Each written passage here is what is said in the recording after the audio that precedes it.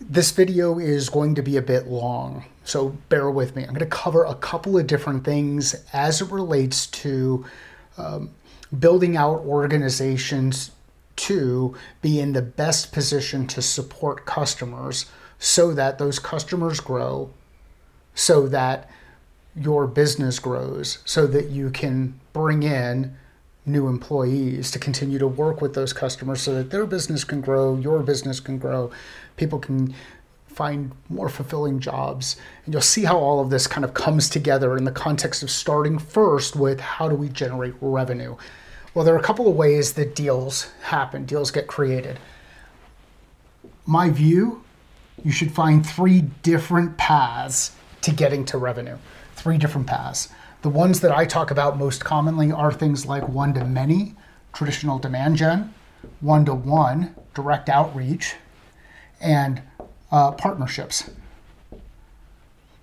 This is more channel, relationship, referrals, that kind of stuff. You can figure out what your 3 are.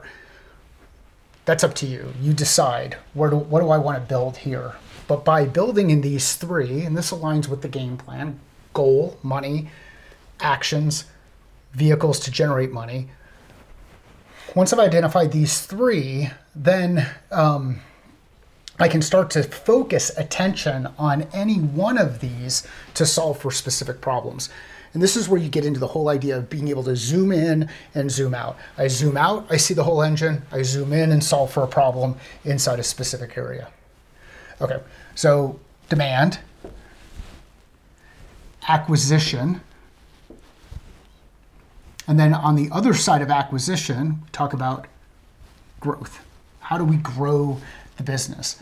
Remember, conversions only happen once, right? You convert, we become known as a lead, they convert into a potential opportunity.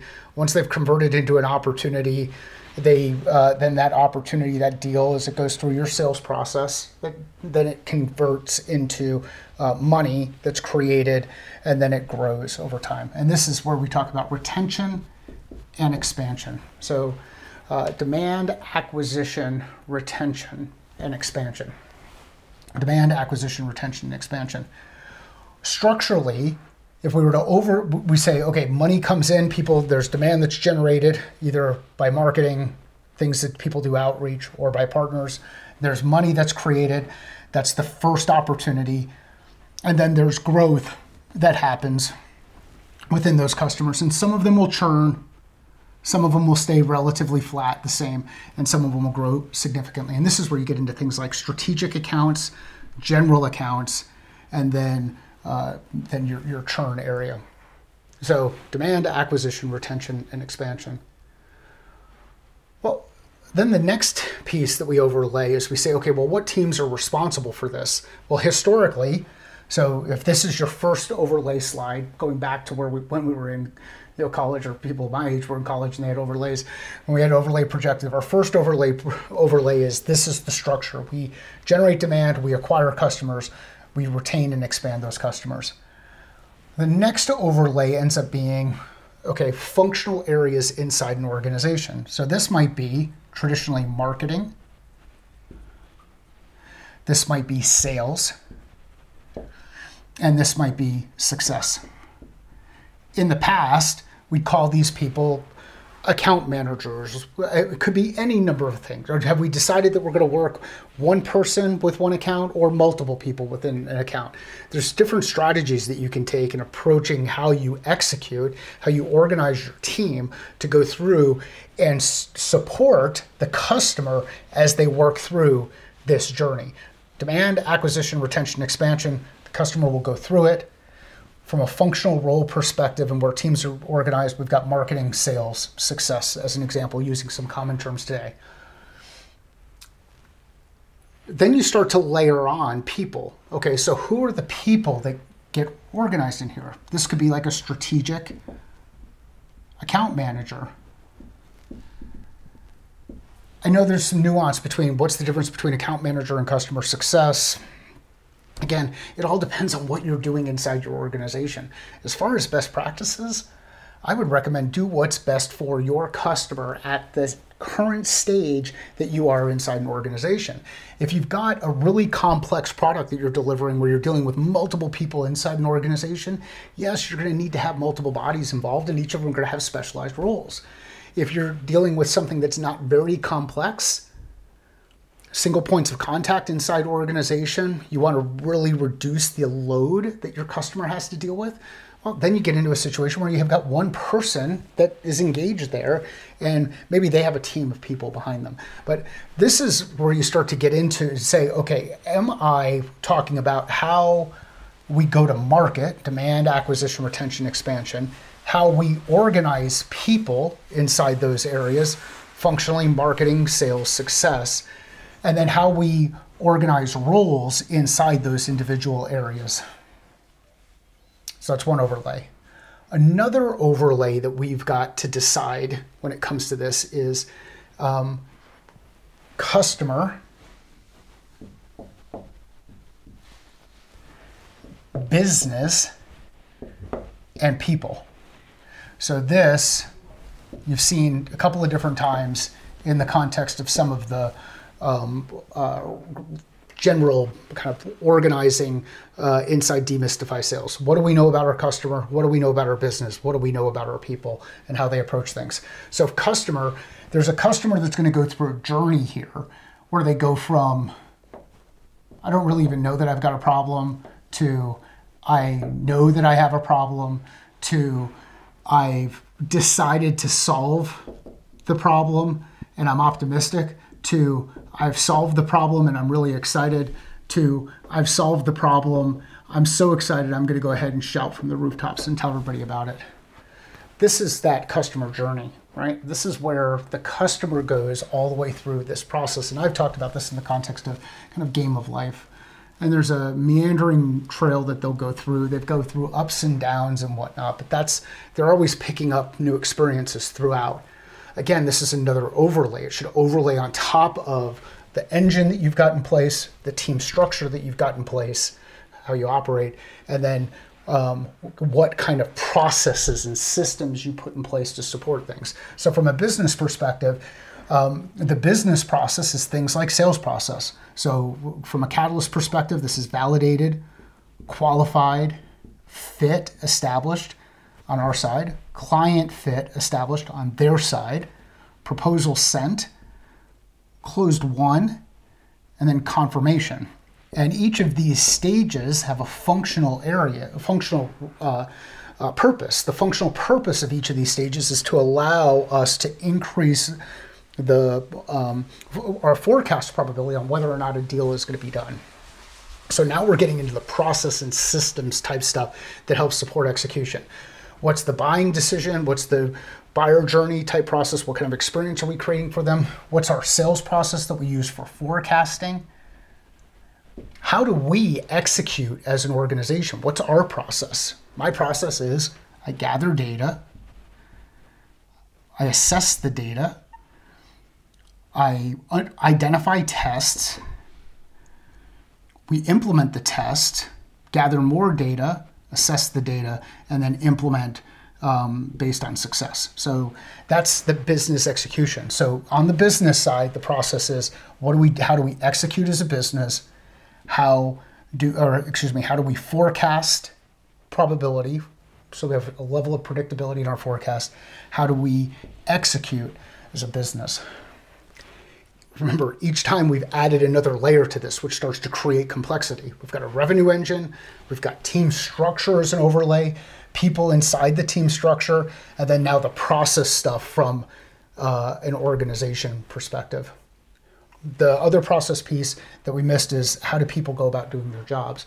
So whether you're, from my standpoint, whether you're in these areas, this area, or this area, what we're doing is we're identifying people, we're engaging with those people, we're establishing objectives, we're clarifying next steps, we're calling people to action, re-engaging, establishing objectives, clarifying next steps. So this is the how I do my work from an individual perspective. So we've overlaid engine, we've overlaid structure, we've overlaid people, we've overlaid process. Here's where things get super exciting, because a lot of this stuff we're talking about this in the context of revenue teams and how we look at the marketplace. Well, now we can add in things like when you start to add in a go-to-market strategy like product-led growth, you can determine where do these lines go. Is the initial acquisition just really getting someone in for that first paid thing, and now there's so much weight put on the retention and expansion, the land and expand piece? If that's the case, you've got to set up your structures and systems properly to support it. Are you an early stage organization that's just starting to go to market? You're not going to have the structure in place to land and expand and do the product-led growth thing. You want to validate things that are happening inside the market. Then now one-to-one outreach, full funnel rep, all the way throughout the entire process based on the data that you're gathering might make the most sense. This is why it's impossible to go and apply somebody else's playbook inside your organization. This is why it's important, from my perspective, to have frameworks, tools, process, method, and thinking that you apply. And the reason why it's important is because if we look at all of this, this could be really confusing. But if we zoom in and say, we are trying to solve for a strategic growth challenge inside our largest organizations, what is it? What are the process, tools, people, structure that we need to put in place in order to solve for that? If we've not solved for acquisition first, we didn't earn the right to do the strategic account growth stuff. So solve for the right things in the right order. If we've not acquired customers, we don't earn the right to focus on what does acquisition look like. We've got to figure out what is the challenge that we've created from a demand perspective. And that's why I think that so many of the things that are happening in this space are really, really exciting. I think it's awesome that RevOps continues to gain popularity and excitement and is getting more interest across the marketplace. Why? Because we're applying an operational mindset, some design thinking, leveraging of systems and process to help accelerate speed to impact. And we're removing a lot of the bias associated with what marketing might say needs to happen because of the silos there, or what sales says needs to happen because of the silos there, or what success says needs to happen because of the silos there. The other thing I think that's really interesting and exciting is that we're blurring the lines between each of these functional areas. Individuals in the sales role are creating their own brands online. They're engaging with people directly. We're starting to see more of that engagement. It's important that salespeople understand marketing concepts to apply to the work that they do to get their name out in the marketplace.